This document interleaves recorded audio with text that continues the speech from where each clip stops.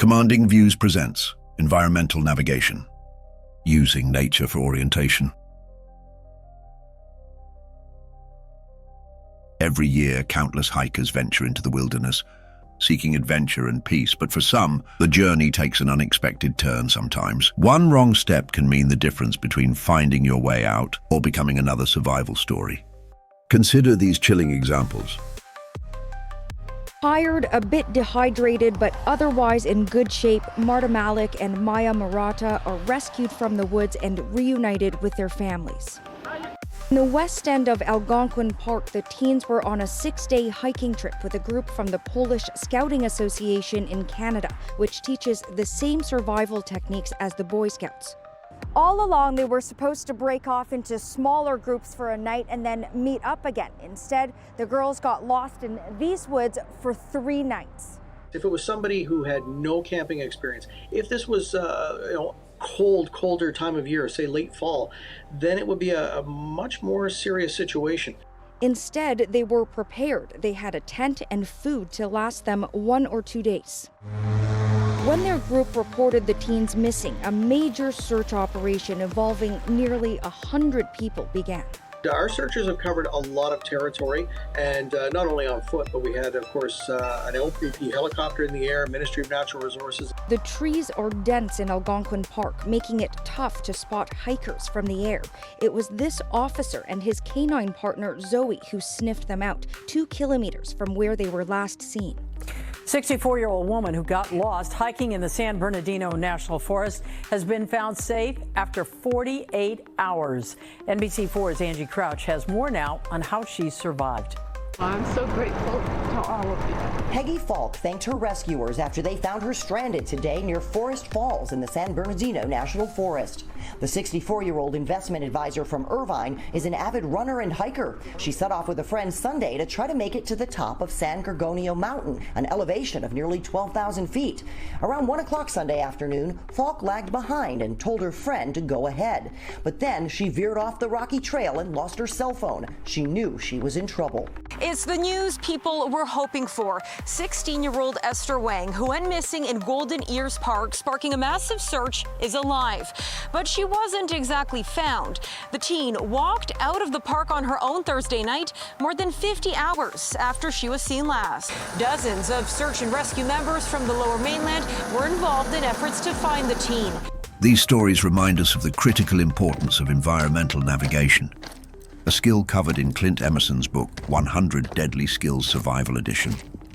After reading many books, I selected this one for its simplicity.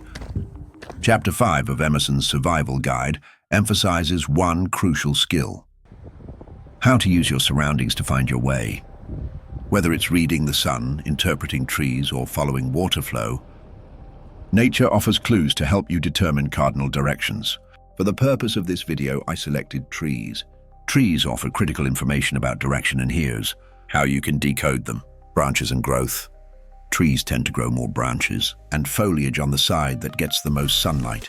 In the northern hemisphere, this means the southern side often appears fuller or more robust. Leaning trees.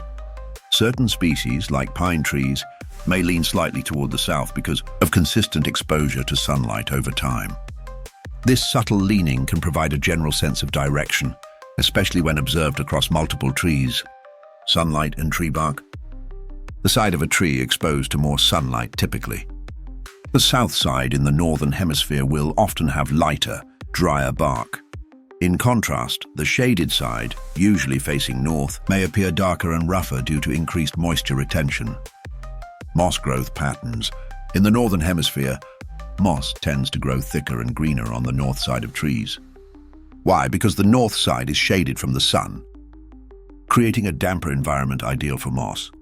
Tip: look at several trees to confirm consistency, as local conditions like dense canopy cover can sometimes affect moss distribution.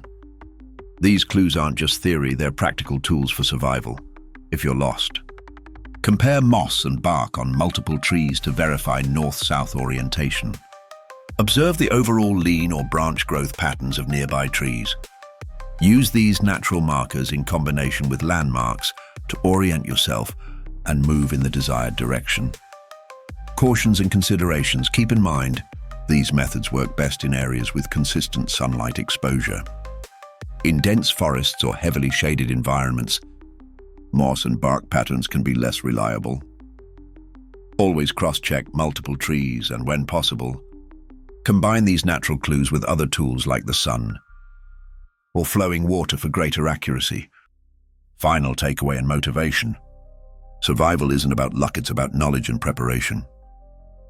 Trees are silent navigators, offering critical guidance when you know how to read them.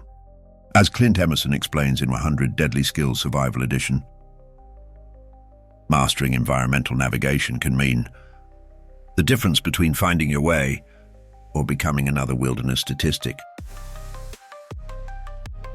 If this inspired you, grab a copy of 100 Deadly Skills Survival Edition to uncover more life-saving strategies. And remember, the wilderness is full of hidden guides. It just takes the right mindset to see them. Don't forget to like, share, and subscribe for more survival tips and techniques. Thanks for listening.